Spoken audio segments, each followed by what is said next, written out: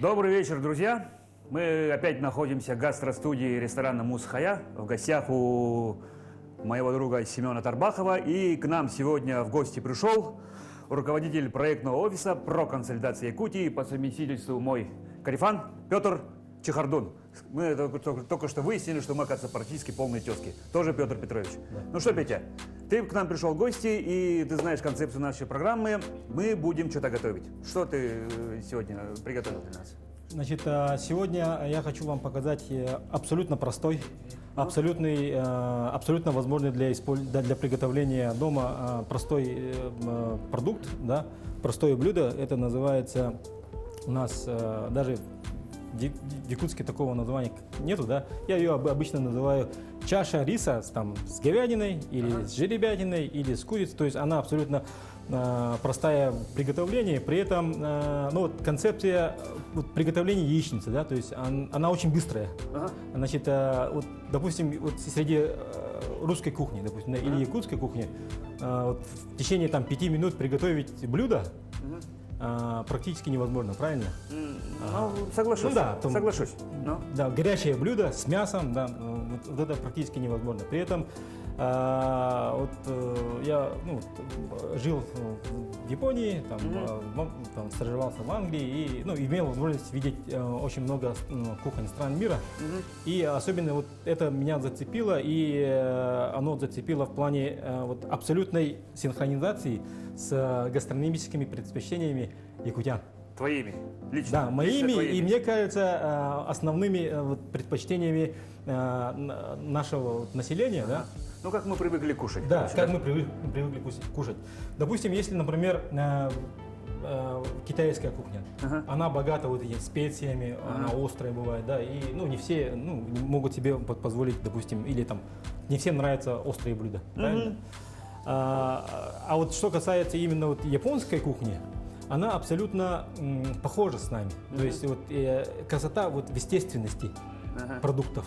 Так, ну, может быть, мы уже начнем. Ты рассказывай, да? Я тебя перебил, извиняюсь, да, но тем не менее у нас как бы эфирное время, сам понимаешь, нам нужно успеть. Ну, мы сегодня приготовили мясо.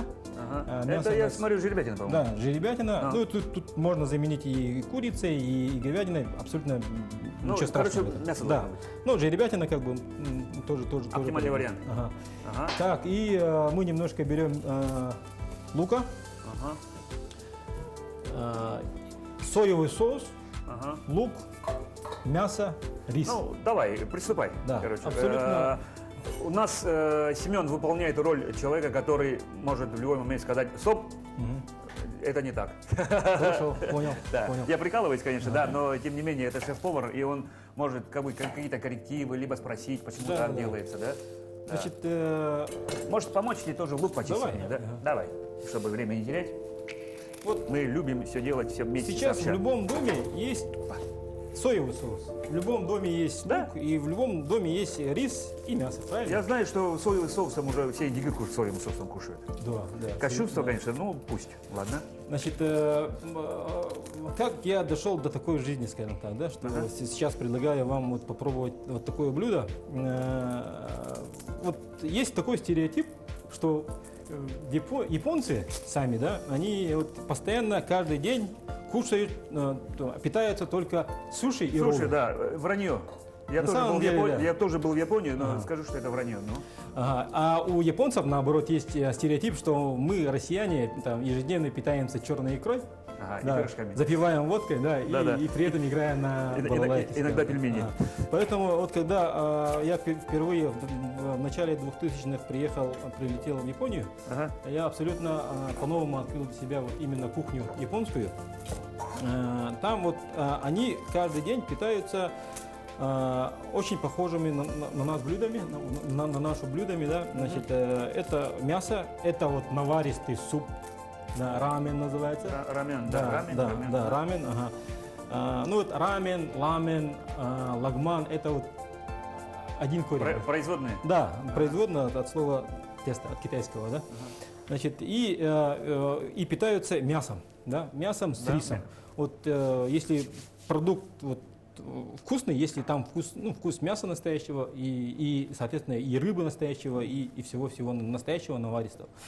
И когда я один раз зашел, в первый раз зашел в так называемую сеть быстрых там, общепитов японских, вот по аналогии Макдональдса, но традиционные японские блюда подаются в течение со сковородки, скажем так, да? Ну, готовить при тебе и раз-раз, Да, как бы, да, вот да, такой, ленты такие, да? Да, Ага. и ленты есть, и сразу вот, при тебе на глазах готовят, и это подается очень быстро.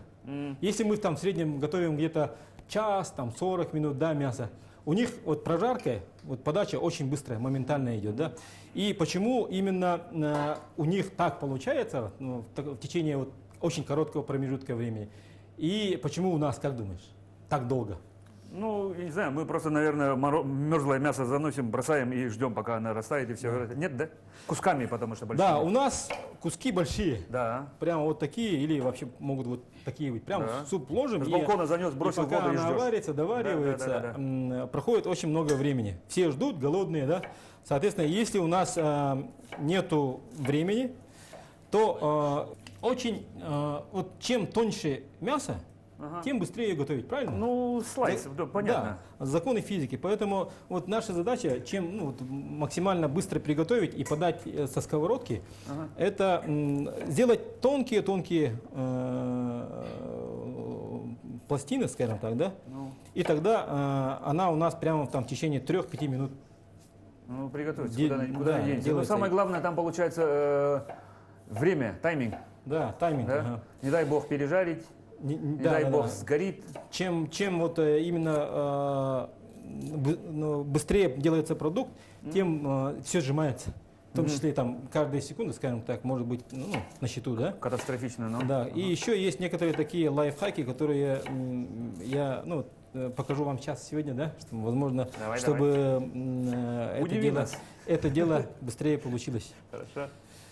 Значит, вот и когда я вот этот попробовал это блюдо, мне вот прямо стоп-фактор сработал, да, и я подумал, вот это обязательно должно понравиться и нашим, да, нашему населению. И это, получается, было где-то в начале 2000-х. Ага, и тогда я как бы себе поставил задачу, когда-нибудь, возможно, если возможность будет, сделать, открыть такое маленькое кафе, возможно, да, и попробовать представить нашему населению. Я даже посчитал в то время, и, к сожалению, в тот момент времени я не выиграл по кэшфлоу, по расчетам, в то время развивающиеся узбечки, так называемые. Ну, то есть ты все равно хочешь что-то сделать такое? Так я уже сделал. А, уже сделал? Сделал. А, подожди, это же Да. то, что на Бестужева Марлинского. Да. Маленькая рекламная пауза, можно? Называется «Кафе Бестушка». И вот там вот как раз таки я подаю населению симбиоз японской и якутской кухни. Ясненько. Ага, Ну, и, давай, да, демонстрируй. и ценовая категория у нас получается совершенно такая нормальная, там в районе 200 Я рублей. смотрел в Инстаграме. Ага. Вот. Значит, сейчас мы приготовили лук и приступаем к разделке слайсером мяса, да? Мясо. Ну вот, что касается вот именно тонкости, да, идеальные пластины, да, стружки, скажем так, можно делать на слайзере, либо ножом. Ну, для этого надо очень хорошо постараться. Ножом? Давайте попробуем ножом. Да. А Попробуйте. затем мы уже Можете попробуем. мой взять. Не, Я все кстати, толкаю свои ножи тут. Я Да. тут своими ножами принес разными такими. Я, кстати, видел этот нож прямо сразу. Почувствовал, что он работал. такой, да. Да, везде, в горах. О, это в он лесу. давно. Он у меня давно, да. Ну, любимый нож жены даже, можно сказать. Дома мы пользуем им. Ну вот, соответственно, сейчас вот просто как бы открыл вот это кафе больше как хобби, чисто для себя. Ясненько. Вопрос, Петя. Смотри, я тебе представил, руководитель проектного офиса про консолидацию Якутии. Да. Мы с тобой познакомились, ты работал в Газпромбанке, потом какое-то время в Алмазах, Анабара, да, по-моему, сейчас. А вот сейчас ты работаешь. Что такое вообще? Объясни ко мне, пожалуйста. Значит, давайте, расскажу по порядку, да. Вначале я закончил, факультет восточных языков в Хабаровске. филолог японского, английского языков. Да? Я тогда думал, что вот закончу, и у меня будет классная работа, я буду где-нибудь там сидеть в небоскребе, переводить с галстуком, и очень много зарплаты будет. На самом деле это большая иллюзия, то есть я ошибался, надо признать, да. После того, как я закончил, у меня там... Так, Витя, смотри. Пойдет, окей. Так, мы с тобой разговариваем, и Семен работает, хорошо. Обычно как в России все происходит. Да, давай. Значит, потом, семья, да, и мне надо кормить семью, а зарплата 5000. Соответственно, вот, и пошел, я куда знал. Это тебе повезло, я был аспирантом, у меня зарплата была 1000, хорошо. Ну, я неплохо начал.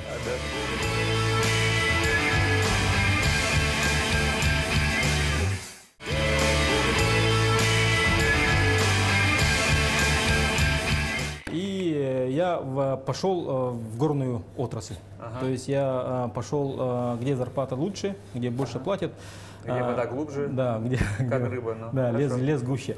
И, соответственно, около 10 лет работал в золотодобывающей промышленности в Усьмайском и Миконском районах. И вот там я понял... побывал в полях. Да, и вот там я понял... На поле. Да, в полях, на поле. И я понял, что там вот динамика развития нашего региона там, да, то есть очень много у нас в селах ребят, которые, получают небольшие зарплаты, честно скажу, да. Если их переориентировать на промышленный вектор развития, то там очень хорошая динамика развития должна быть, я считаю. Это мое мнение, да. Да, значит, и вот когда потом я курировал группу «Газпром», после этого работал в «Алмазах Набара», именно курировал трудоустройство местного населения, я понял, что вот этот передовой опыт можно и нужно постараться перенести на другие промышленные компании, которые сейчас ведут деятельность на территории республики. На самом деле запрос очень большой. Сейчас всех там приводят вахтовым методом сюда. Ну да. Да. А почему бы нашему населению максимально трудоустраиваться там? Чем больше семей будут получать много зарплат, то тем больше, какой-то вот... скажем так, пусть даже из того, что налогами здесь платили, да, чуть ли не так. Абсолютно верно. Да. Там в форме НДФЛ очень много возвращается. И это на самом деле очень-очень хорошо, ты правильно заметила, как экономист. И да.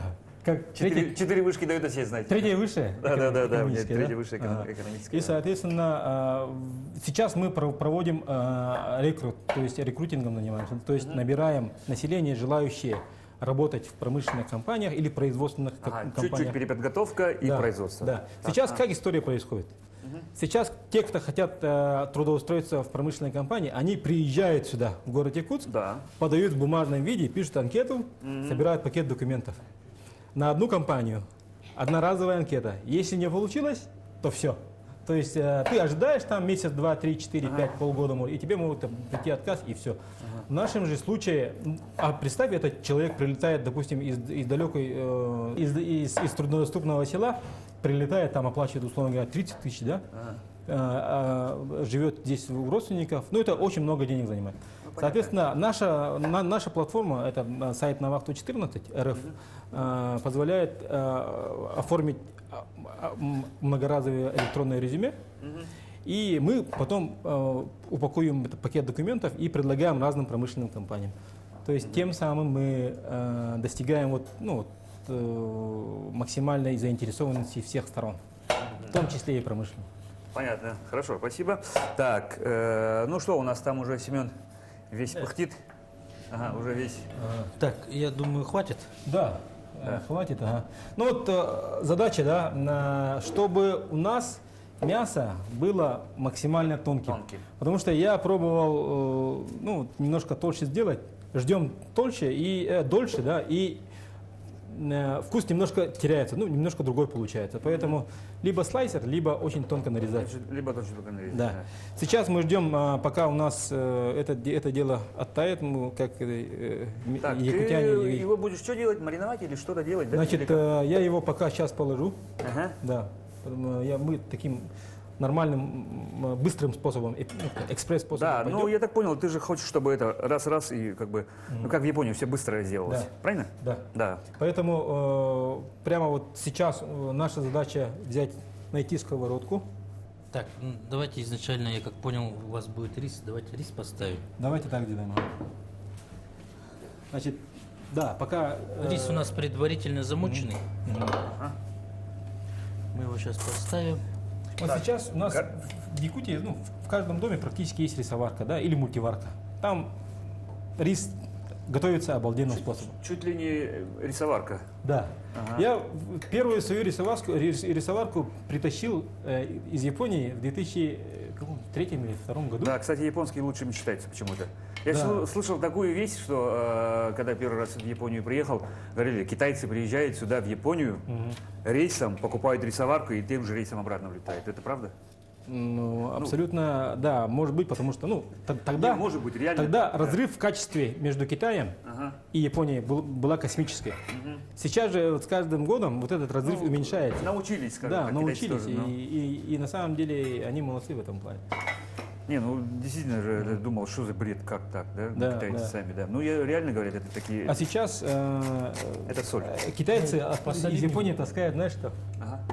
Оригинальные Луи Виттоны. Вы тут- И мы просто ошалели, когда в аэропорту видели прямо горы этих коробок Луи Виттонов. Ага. Там Гуччи, Версачи, да. И китайцы сидели, просто перебирали, и пихали. Ну, то есть, вот, Именно бренды да, вещи, да? подделок в Китае полно, да, а вот оригиналов как раз таки совершенно, ну, оригинал в цене. Ясненько. Китая. Ну, мы немножко отошли, да, Петь, так как мы с тобой знакомы давно, я знаю, да, ты же охотник, и ты рыбак, да. Что предпочитаешь? Положа руку на сердце, Ага. я больше охотник. Охотник? Потому что мы, ну вот, первая моя охота началась в 6 лет, да, и мой отец, он такой тоже охотник, да, и он меня пристрастил. Ага. Я вот до сих пор детально до каждую секунду там помню, как свою первую добычу, да, добытого зайца, утку, да. Что было первое? Утка была. Утку добыл, да? Да. Ага. И утка была, и вот эти ощущения, вот тот адреналин у меня остался. Нифига, да, вот Да. здесь вот так. Ну, И, я тоже и, помню. ну, вот, наверное, в Якутии у всех, кто ходит, в лесу, да, в процентном соотношении у нас самое большое количество охотников, рыбаков, наверное, в Да, Якутии, да, я согласен. Ну, просто я тоже вырос в деревне, да. Ну, а как без этого, да? Все ходят, ну и ты ходишь, короче. Я Да. тоже, по-моему, ружье первый раз лет в 5, по-моему, 6, наверное, взял, да. Какое было первое ружье у тебя? У меня двустволка была. Да? Двустволка Да, даже уже? двустволка. Потом мне отец купил МЦ-2001. Знаешь, что такое? Нет. Ага, это вот такой болтовой, болтовое ружье Ага. 20-го калибра. Ага. Он такой небольшое, Ну, гладкое. да, но ага. гладкое, гладкоствольное, и там 3 патрона. И я очень долго ходил с этим ружьем, потом двустволочка была, ну и потом уже пошло. Мы вот, скажем так, старшеклассники, у нас тогда, дичи много было, да, а зайцев очень много было, уток много было. И мы постоянно вот исчезали в лесу, возвращались, охотились, да, и потом уже после того, как закончили там университеты, вернулись и уже продолжали. Да, сейчас действительно представить это сложно, да, но вот вспомнить твое детство, вспомнить мое детство, да, в нашем поколении как было, да, действительно. Никто же не боялся. 10-летнему пацану отдать ружье, на мотоцикл сел и поехал сам. Да. Мы сами так ездили, да. А сейчас, я реально от своих даже сыновей, боюсь одних. Есть такое дело? Да, есть такое, да. Ну и что, как говорится, с этим делать? Как ты видишь эту ситуацию? Ну, это элемент воспитания, да. Да, То есть да. традиции. Традиции надо стараться все-таки продвигать дальше, да. Потому что если нашим поколением все это дело закончится, да, процентовка, к сожалению, такая идет, да, динамика, что, есть угроза, что, таких охотничьих традиций там в скором будущем может не быть. Конечно, да, это вопрос, который можно обсуждать, скорее всего, в другом месте, да, но все-таки я бы хотел бы заострить на этом внимание, что воспитание молодежи, воспитание детей с ружьем, чтобы в лесу ходили. Я думаю, что это законодательно, конечно, это тяжело. То есть, ну, пацану, если ты сейчас ружье вручишь и отправишь его одного в лес, это уголовное преступление. Да, да, увы, это так. А в нашей молодости, в нашем детстве это было совершенно по-другому. Мы И, счастливы. да, ну, нам повезло больше, да, ну, скажем, остановимся на этом. Да. Да. Смотри, ты сказал охота. А для тебя мясо либо рыба? О, трудный вопрос. Да, Ага. потому что вот именно если, ну, вот если кушать, Ну, кушать, я что, не смотреть? кушать, то, ну, наверное, я проживу дольше без рыбы, скажем так. Ага. То есть Ну, то есть, если скажут, скорее, будешь только мясо, либо только рыба, ты скажешь мясо. да, однозначно Ага, мясо. ага. Однозначно мясо. Мы такие, наверное, ну, лесные ребята, да, больше. Ну, да. Да, я вырос в Тате, и там вот, до реки далеко, Да. да, и, соответственно, мы в Аласах этих Я то же самое, я плавать-то не умею. Кстати, я вообще тоже я не тонул, скажем так, да. Ага. Я много раз тонул. Я 1 год себе поставил спортивную задачу. Ага. Да. Я же раньше весил там 95 килограмм. А когда это было? Это было, значит, лет 7 назад. Ага, Ага. ладно. И после того, как я в первый раз съездил в Аймекон, там на гору, да, на охоту, я для себя понял, что когда я отставал системно от своих проводников, от ребят, я поставил себе цель, во-первых, скинуть вес. Да? Ага. И тогда я год тренировался. Ага. Там мой сенсей, скажем так, Дима Андреев, Газпромбанке, сейчас управляющий. И вот... Он тренер? Да, Виктор Салтыков, да. Витя, Витя. Да, они сами ребята просто, ну как бы... Вите, привет, респект. Да, да. Спасибо большое, да, пользуясь случаем. Ага, Пользуясь случаем хочу. Да, да, да.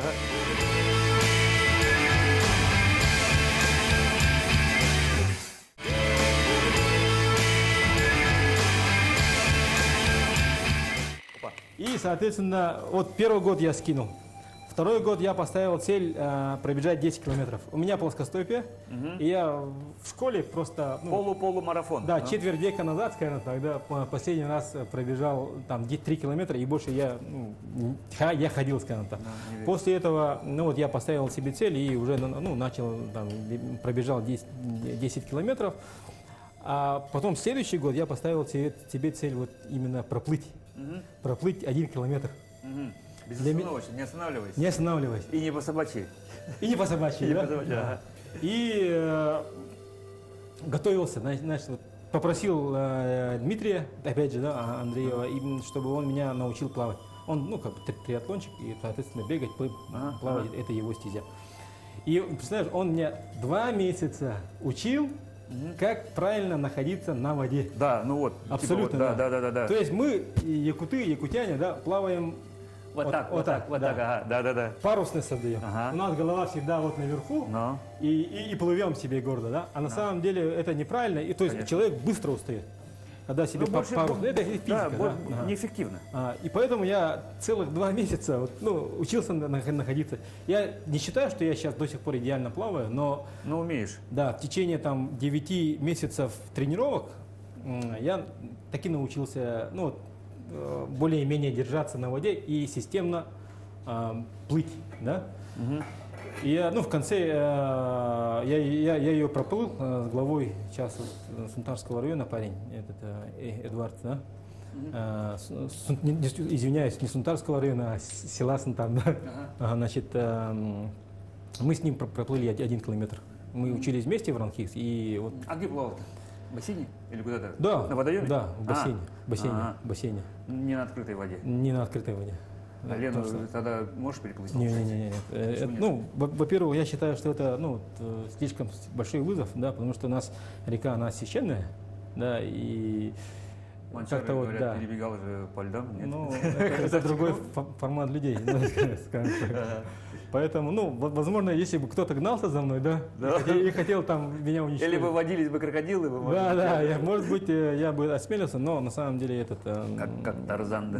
Да, но это на самом деле стихия, это очень страшная вещь, надо с уважением относиться, да, и всегда перестраховываться, скажем так. Хорошо. Ну, то есть какие-то такие внутренние сакральные вещи все Да, равно да. тебе преобладают. Смотри, проговорили про мясо, да? Есть у тебя собственный внутренний рейтинг какой-то такой, да, по мясу, то, что, ну, вот, что самое вкусное для тебя в мясе? Какое мясо? Вот. Пусть будет.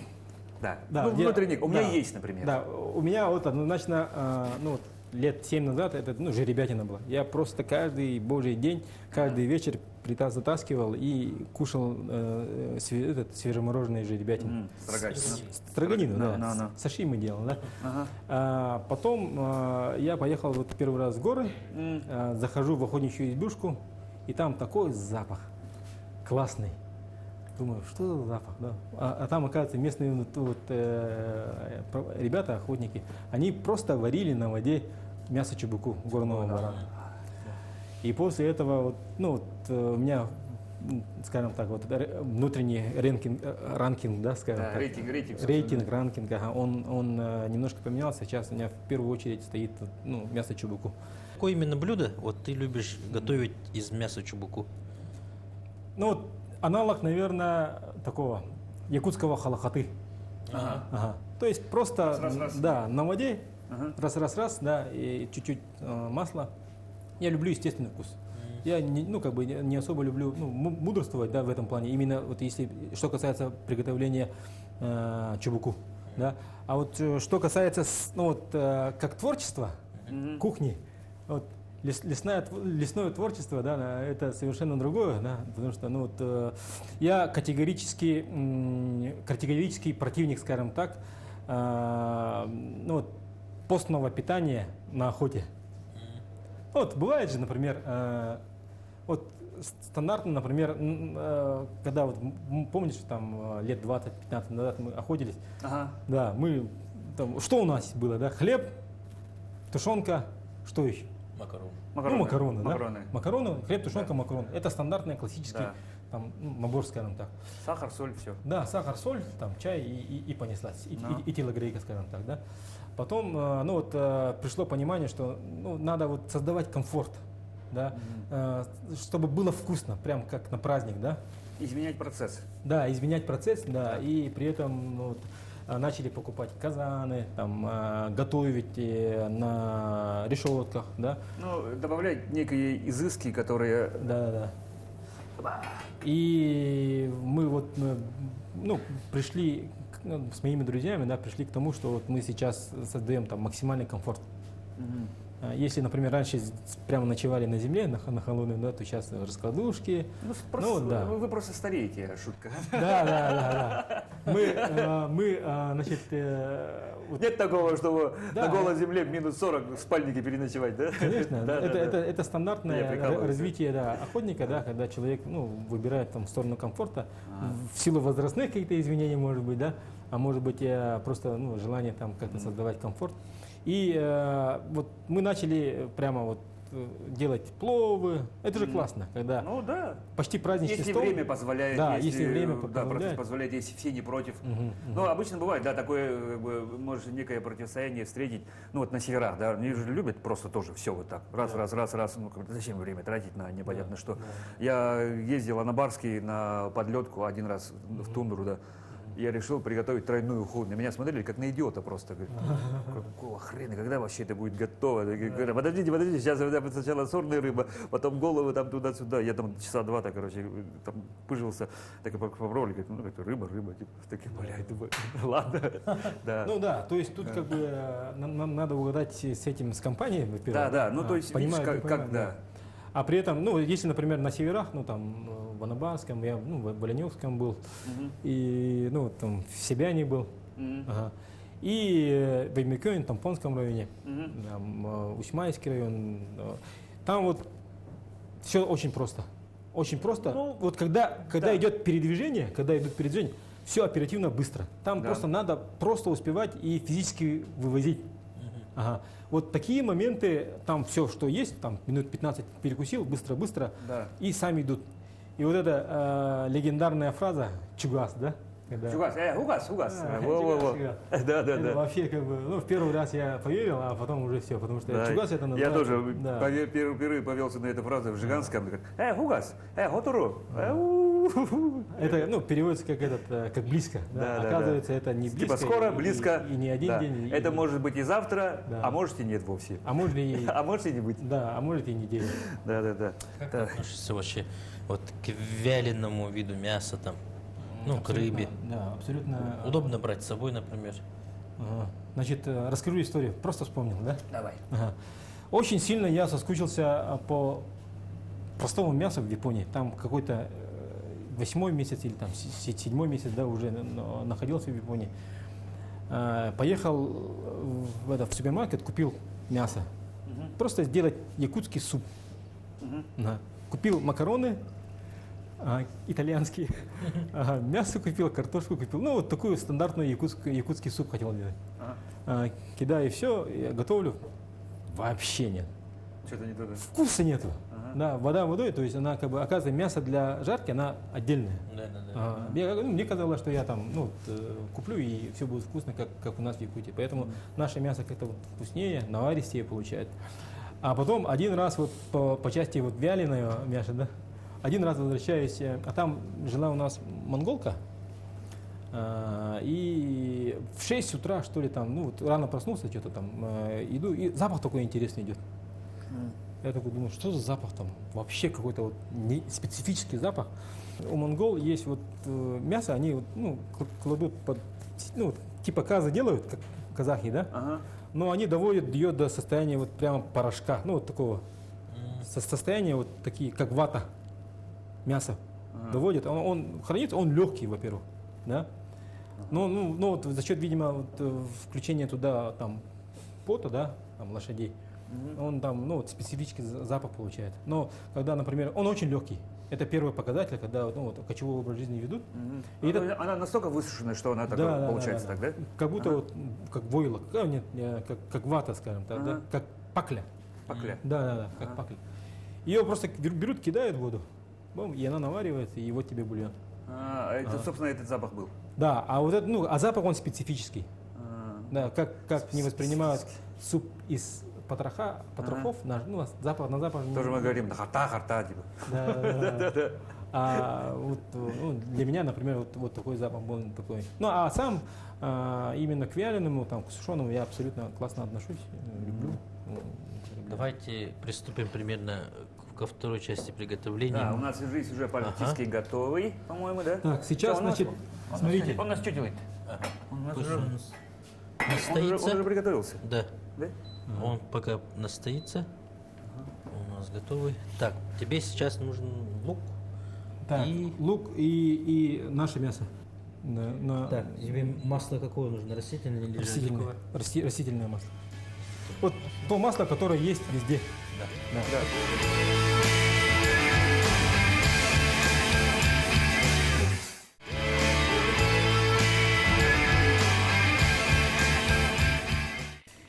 Значит, мы предварительно вот немножко сюда каплю, буквально каплю соевого соуса добавили.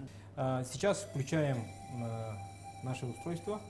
Вот, Так. и вот здесь такой лайфхак, скажем так. Да? Лайфхак. Держи. Вот мясо тонкое. Да? Слайсами, Очень, да? ну, прям очень-очень тонкое, поэтому когда мы сразу вот в таком виде кидаем на сковородку, он идет вот такими комками. Ну, то есть он Он скукоживается. скукоживается, да. Ну. Поэтому нам нужно сюда добавить воду. Это лайфхак, Хорош. лайфхак с водой. Да. И сейчас очень ответственный момент. Буквально 3 минуты, и у нас все должно быть готово, поэтому кидаем сюда лук. Не дай бог просохотить, да? Да. Значит, все. Давайте еще сильнее. О, Ух ты. нам надо научиться так делать. Да. Не наше время, да, Петя? Да. И Бросаешь туда мясо. бросаем сюда мясо. Да, и вот здесь нужно прямо вот, ну вот, даже вот приветствуется по чуть-чуть кидать, да? Почему? Потому что вот, видите, эти куски мяса, они могут свернуться, поэтому вот Слипнуться. типа, слипнуться, а поэтому мы всегда вот самые ответственную вот 3 минуты пытаемся разъединить мясо. Ну, между чтобы собой. она как бы это, равномерно все. Да, да, да, да, да. И вот тогда он у нас буквально уже вот на наших глазах приобретает почти готовый вид. Будем, И да? сейчас вот соевый соус. Вот этот как раз вот этот мой любимый соевый соус, который меня вот прямо мы с тобой на одной волне. Мгм. Он продается только в одном магазине. Да, Да? на столичном Ну-ка, рынке. Быстренько сзади. скажите ко мне. Ага. Потому что Кикоман безумно дорогой стал. Вот я лет, А наверное, у него цена и качество. Цена и Ага. качество, да? Да. Сколько он стоит, интересно? то Недорого. есть, когда ну вот, очень много кушаешь соевый соус, Мгм. начинаешь разбираться ее Да. как звено. Поэтому я лет 10 точно этим пользуюсь. Надо запомнить. И я удивился, что он стоит недорого на самом деле. Рублей 200-250. Вот это, да? Да. А, ну потому что Кикоман такой стоит 500. ну и можно сказать, даже он может даже и лучше. по вкусу и качеству может быть даже Всё. и лучше. Да, Прошло да, да. 4 минуты условно. Все, И у нас блюдо готово. готово. Дома, чтобы как в ресторане, да, в чашку такую, да, кофейную, так бык, положить. Зелень такой- не надо резать в этот раз. Такой крупный рис получился, да? Эй. Эй. Ну, не Семена все красиво получается. Да. Я бы дома бы так дан-дан-дан, и раз-раз их дамки, как говорится, да. Ну, реально, вот подача, да. Вот. Чуть-чуть. О, Ой, Ну, давай Чуть-чуть можно А, придать, и да? чуть-чуть. соуса, да? Да. Надо выхода, он Знаешь, я сахар хочу, есть. этот вот, соус попробовать. Как он такой получается? Да, соли не надо. Я думаю, может мы добавим немного зелени, Да. чтобы освежить. Я должен же был шинковать. Но сегодня ты отдыхаешь от этой. Да? Сегодня я отдыхаю. А так, ну, вот, зеленый лук есть? Ага. Он, ну, Зеленый обычный якутский наш, да? да. Ну такой тук-тук-тук. Полевой. Да, да, А, Ну, Чучуна. у нас сегодня Чучуна. ужин. да. Ага. Или укроп. Ну, что так посыпем хаотично тоже. Ау. И все. Рука мастера, да, все. Так. Ну что, готовое Вкусно, блюдо. просто и по-домашнему. Совершенно верно. Так, Петя, еще один такой вопрос. Как человеку, который уже много где бывал, много стран, континентов уже повидал, да, такой вопрос. Как ты считаешь, чем наша якутская кухня отличается от кухни других стран, да, и какая кухня, ну, какой страны, может быть, тебе импонирует, что тебе хочется кушать, ну, как бы, ну, что тебе ближе, скажем так? Значит, ну, конечно, вот блюда, которые там мы впитываем там с молоком нашей матери, условно говоря, да, они, конечно, у нас роднее, ближе, и мы всегда вот очень патриотичны к своим блюдам. Чрезмерно. Кстати, да. Да. Кстати, да. Мы же якуты всегда говорим, вот наше Да, вот это. наше да. все, наше это, да. И, ну, это на самом деле правильно. И когда ну, вот куда-то едем в Москву к друзьям, мы обязательно с собой что-нибудь приносим. Обязательно. Да, строганину, Да. там, или копченая, там, Да, копченую рыбку. рыбу, да. И вот когда мы учились в Франкивск, мы, конечно же, угощали наших друзей, ну, вот, одногруппников, да. Ага. И один прекрасный день я просто ну, собрал одногруппников, говорю, давайте, ребят, посидим, попробуйте. Ага. И прямо вот положил, значит, копченую рыбу, нашу чир, да, Мгм. и все с удовольствием прям молча, короче, уплетали. Мгм. Это было просто, ну, там... Ты вот Да, такой я- грудь я- колесом, я да, чувствовал грудь себя колесом, да, там вот на так. вершине Олимпа, да, и А вот, всегда так, да, кстати. имел ну, такую наглость, скажем тогда сказать, что вот у нас самая лучшая рыба. Самое вкусное в мире. Да, самая люблю так вкусная, говорить да, всегда. самая лучшая, я сказал, да, Ага. поэтому я говорю, вот какую-то ошибку сделал для меня, потому что два моих друга вот из Дагестана и из Калининграда Ага. запомнили эти слова. И вот Затаили. так, да, затаили, значит, цель в последующем наказать меня, когда я, ну, приеду к ним в гости. Ага. И вот буквально через неделю я лечу в Калининград к своему другу. И он начинает просто ну, возить в те рестораны. И там, оказывается, в Калининграде тоже есть строганина, своя традиционная. Очень классная. Так, я не понял, Да. а где они ее морозят? На море, да, и потом привозят, Морозилку, замораживают, шоп да, из мороза. и делают строганину. Но она не такая жирная, да, но вкусная. Ага. Потом свежая рыба тоже их очень классная на самом деле. Я там прямо вот снял шляпу, сказал извини.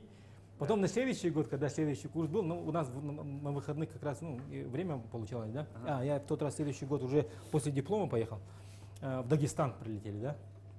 И вот, слушай, ну, классное, у них -то тоже местное кавказское блюдо вообще, Форельное, да. Форель вообще Да, безумная, форель, да, да, вообще да. очень-очень. Ну, прямо вот мы там в ущелье, прямо там в форелевых заводах кушали. Потом был в Армении.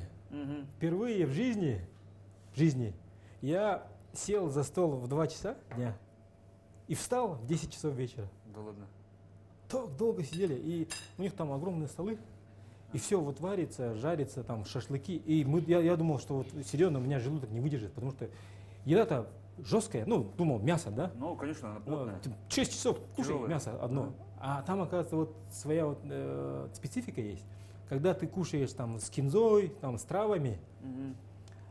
легко усваивается. Я на утро встал, там вообще Два- ничего не было. Да, два и из поэтому, 10, да. да, поэтому вот я очень уважаю грузинскую кухню, да, очень уважаю вот, ну, кавказские там блюда, классные. Уважаю, ну, вот, все, что там с мясом, в принципе, да. Но при этом вот я с опаской отношусь к острым блюдам, допустим. Ну, вот это мое. Ясик, а любимое блюдо какое твое? Вообще, ну, то есть, скажем,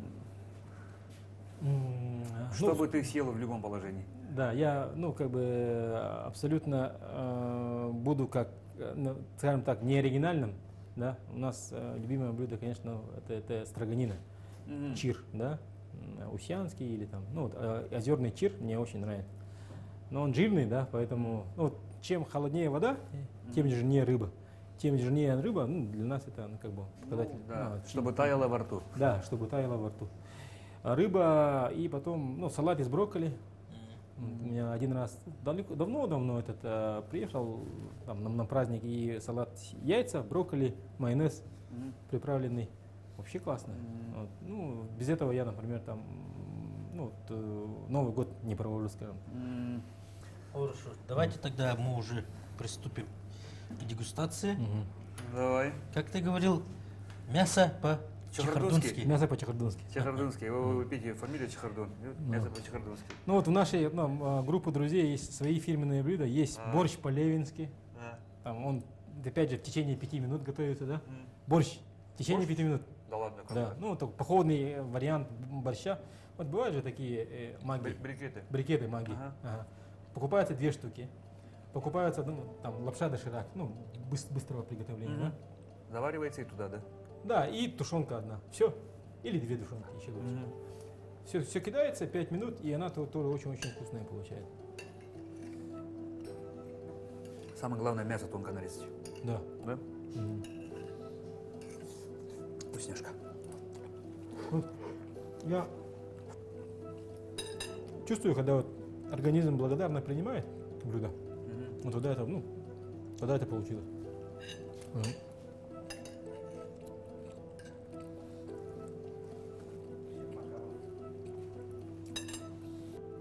Я думаю, в обеденный перерыв быстренько сделать для любого мужчины это будет очень даже хорошо. Тем более, если, например, там на таймер поставил рис.